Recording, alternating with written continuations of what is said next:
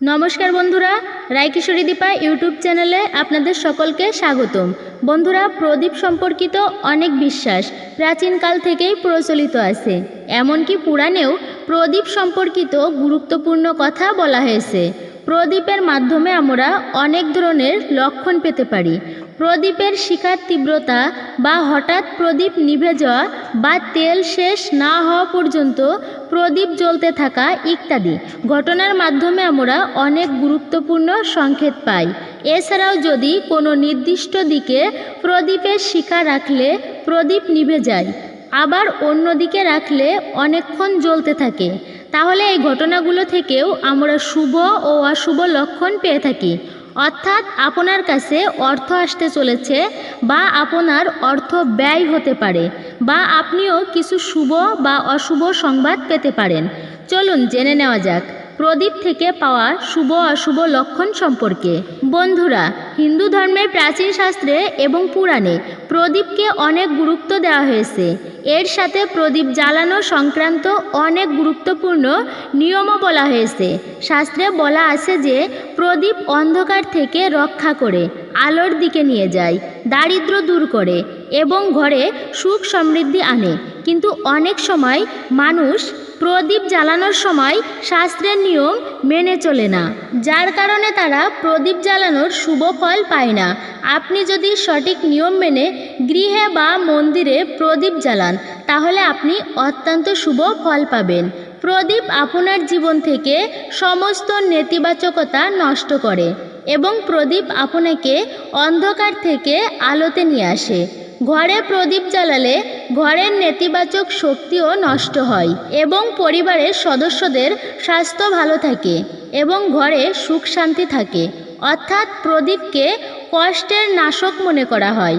প্রথমেই মনে রাখতে হবে, প্রতিদিন আপনার বাড়ির মন্দিরের প্রদীপ জ্বালানো উচিত।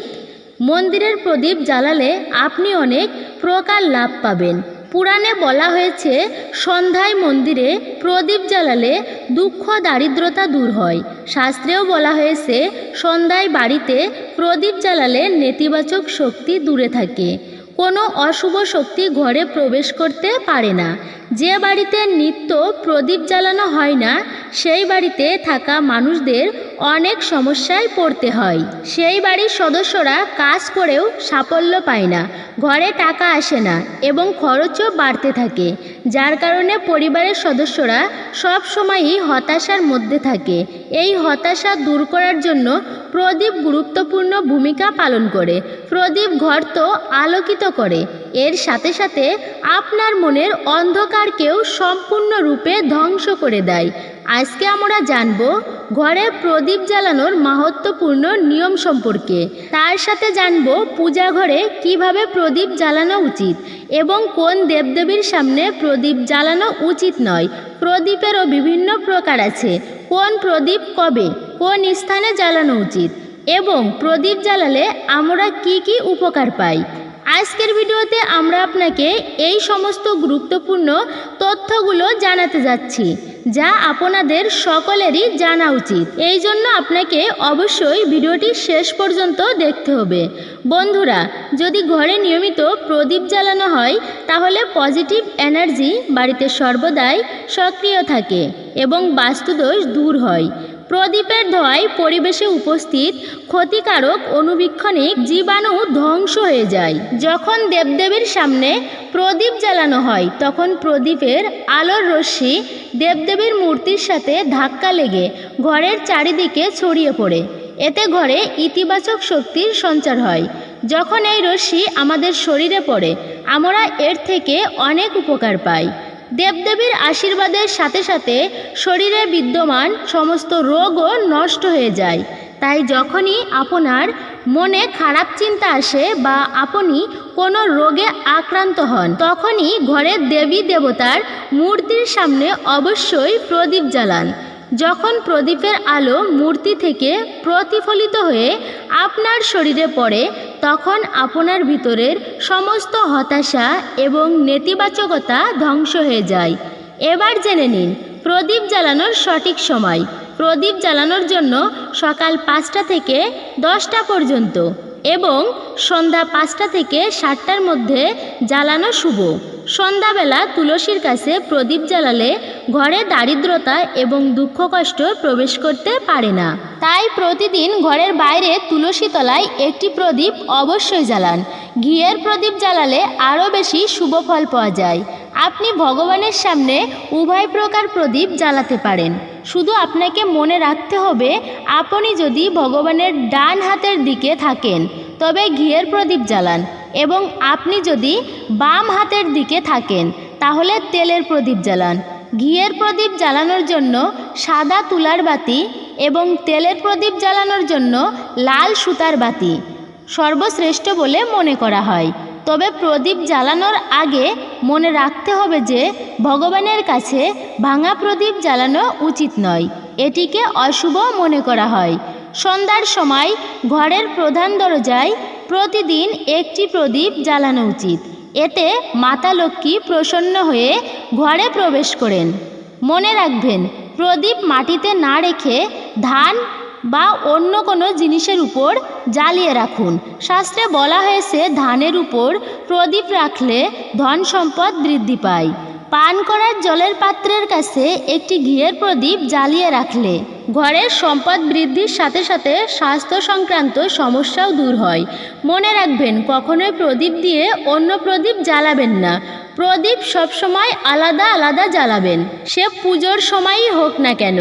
যদি টাকার খরচ বেড়ে যায় বা ঘরে টাকা পয়সা না টিকে, তাহলে প্রতিদিন সন্ধ্যায় ঘরের উত্তর দিকে একটি প্রদীপ জ্বালানো উচিত। এটি দেবী লক্ষ্মীর আশীর্বাদ আনতে সাহায্য করবে এবং লক্ষ্মী স্থিতি হবে। প্রদীপ জ্বালানোর সময় এই মন্ত্রটি জপ করা উচিত। শুভম করতি কল্যাণম স্বাস্থ্যম ধন সম্প্রদাম শত্রু বুদ্ধি বিনাশায় দীপম জ্যোতি নমস্তুতে। শাস্ত্রে বিশ্বাস করা হয় এই মন্ত্রের সাথে প্রদীপ জ্বালালে ঘরে সুখ সমৃদ্ধি ও সকল প্রকার বাস্তুদোষ দূর হয়।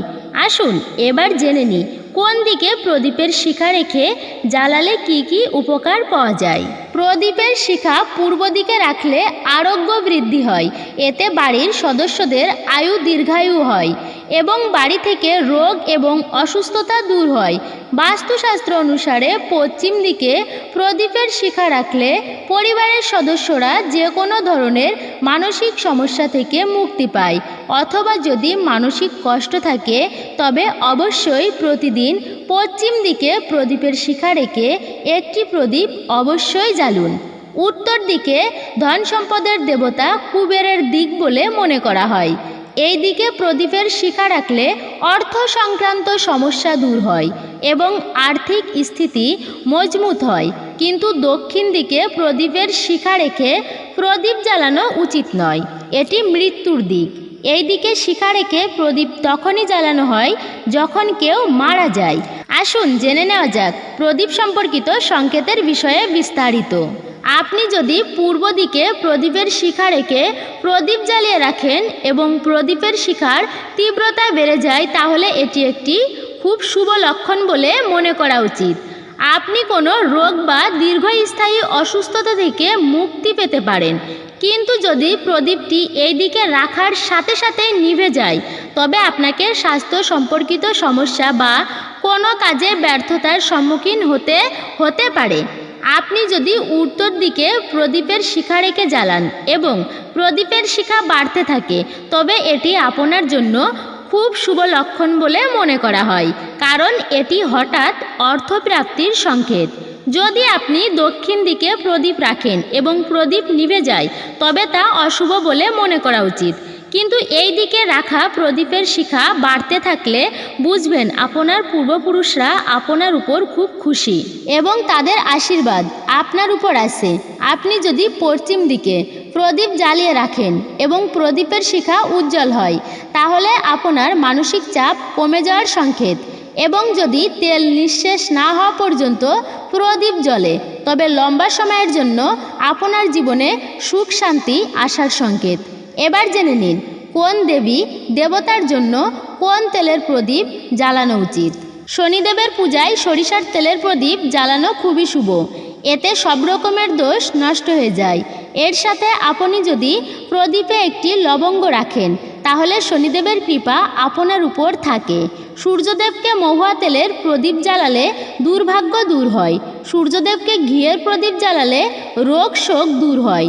সংকটমোচন হনুমানজির সামনে জুঁই তেলের প্রদীপ জ্বালালে হনুমানজি খুশি হন এবং সমস্ত ঝামেলার নাশ হয়। বন্ধুরা, সন্ধ্যায় নেতিবাচক শক্তি আরও সক্রিয় হয়। এই অশুভ শক্তি ঘরে প্রবেশ করলে আপনার জীবনকে প্রভাবিত করতে পারে। আপনার সমস্ত কাজ হঠাৎ করে বিগড়ে যেতে থাকে। ঘরে বারবার লড়াই ঝগড়া, টাকা পয়সার ক্ষতির মতো সমস্যা দেখা দেয়। এর থেকে বাঁচতে প্রতিদিন সন্ধ্যায় ঘরের প্রধান দরজায় একটি প্রদীপ জ্বালিয়ে ভগবানের সামনে প্রার্থনা করুন। চলুন বন্ধুরা, জেনে নেওয়া যাক আপনার প্রদীপে যদি বাতি অবশিষ্ট থেকে যায় তাহলে এর অর্থ কী।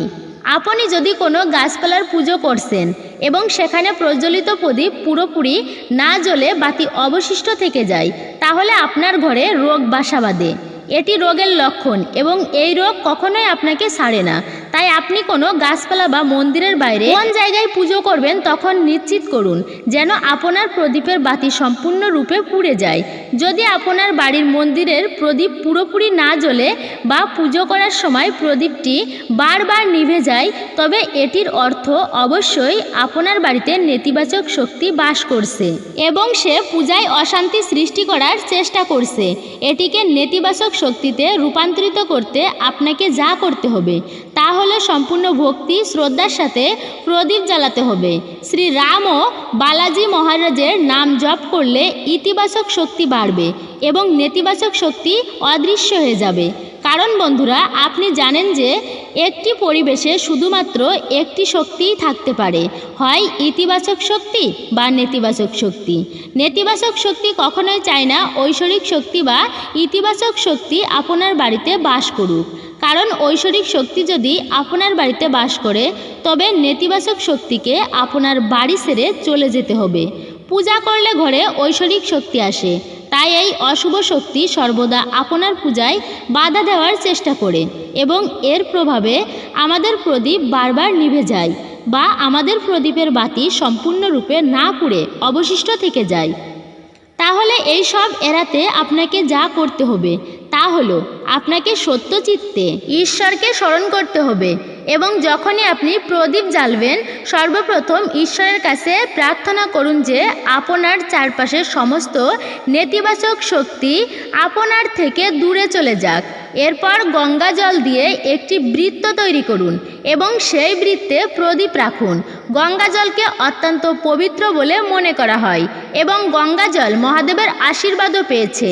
তাই প্রথমত কোনো অশুভ শক্তি গঙ্গার জলে প্রবেশ করতে পারে না। তাই গঙ্গার জল কখনোই নষ্ট হয় না। গঙ্গা জলের বৃত্তে প্রদীপ রাখলে তা আপনার পূজায় কোনো প্রকার নেতিবাচক শক্তিকে আসতে দেবে না। তাই এইভাবে প্রদীপ জ্বালিয়ে আপনি আপনার জীবনকে সুখ ও সমৃদ্ধিতে পরিপূর্ণ করতে পারেন। বন্ধুরা, আশা করি ভিডিওটি আপনাদের ভালো লেগেছে। ভিডিওটি ভালো লাগলে লাইক, শেয়ার ও সাবস্ক্রাইব করতে ভুলবেন না। সবাই মিলে কমেন্টে লিখুন জয় মা লক্ষ্মীর জয়।